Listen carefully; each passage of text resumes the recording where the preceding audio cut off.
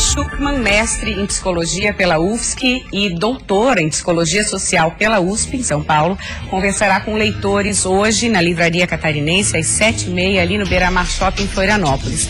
O livro que ela está lançando chama-se, abre aspas, Entre o Encardido, o Branco e o Branquíssimo, Branquitude, Hierarquia e Poder na cidade de São Paulo, fecha aspas. A Lia está aqui com a gente, seja bem-vinda ao programa Olhares. Lia, seu livro é resultado da sua tese de doutorado e entrevistou somente pessoas brancas, da raça branca, e começava com uma pergunta única, né? Uma pergunta singular para todos os entrevistados. Que pergunta que era essa? Então, o objetivo da minha tese era tentar entender a experiência cotidiana que as pessoas vivenciaram sendo brancas. Porque todo mundo que estuda racismo vai pensar como é que o racismo incide sobre o negro. Mas ninguém se pergunta quais são os privilégios simbólicos e materiais que esse próprio racismo que incide sobre o negro dá ao próprio branco. Tá, e aí você entrevistou essas pessoas da raça branca e perguntava o quê, inicialmente? Inicialmente eu perguntava para eles, o que é ser branco para você? Quando você lembra que você é branco? Quando você já sentiu que você é branco? Você já parou para pensar que você é branco? Mas as minhas perguntas eram todas sobre a vivência de ser branco. Então, o que é ser branco para você? E outras que vinham sobre isso. E como foram essas respostas, assim, na maioria delas? Porque, se for pensar, se a gente não se expõe a determinadas situações do nosso dia a dia, a gente esquece a cor da pele.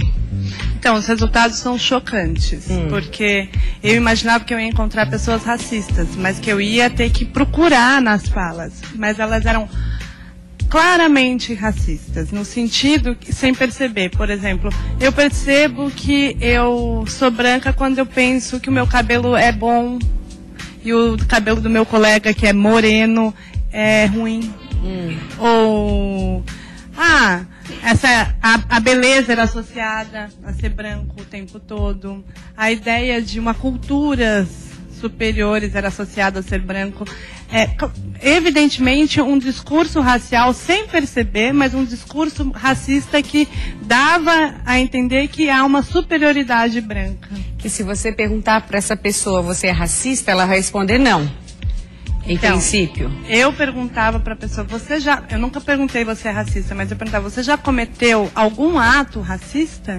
E as pessoas, por incrível que pareça, elas paravam e pensavam, eu acho que já, quando eu atravessei a rua.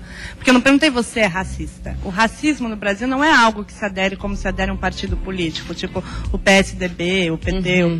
A gente aprende a ser racista no Brasil. Quando a gente vê, por exemplo, aqui na televisão, os apresentadores em geral são todos brancos, os lugares de poder, né? Todos os lugares de poder simbólicos na nossa sociedade, quem está nesse poder é branco. Então a pessoa vai aprendendo a pensar que o branco ocupa poder naturalmente, como se fosse uma herança branca, e não como se fosse um exercício poder ligado ao próprio racismo.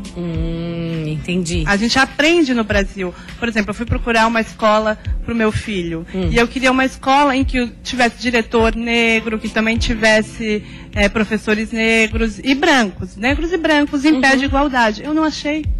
A escola, todas que eu procurei, né, todos os cargos de poder eram só brancos. Ou seja, se ele for frequentar essas escolas, ele já vai aprender que lugares de poder, que o professor, que é uma pessoa que sabe, é branco, que o diretor que seja educado de uma forma diferente, mas você não acha? Então, a gente precisa de uma educação para as relações étnico-raciais, para superar o racismo na nossa sociedade, porque a gente aprende a ser racista. Porque senão acaba sendo incutido, né? Assim, até inconscientemente. Mas uma educação que mude alguns paradigmas é o caminho. Você a gente precisa de uma educação que mude, e não só uma educação, a gente precisa representatividade, a gente precisa negros em lugar de poder, e por isso que tem as cotas raciais.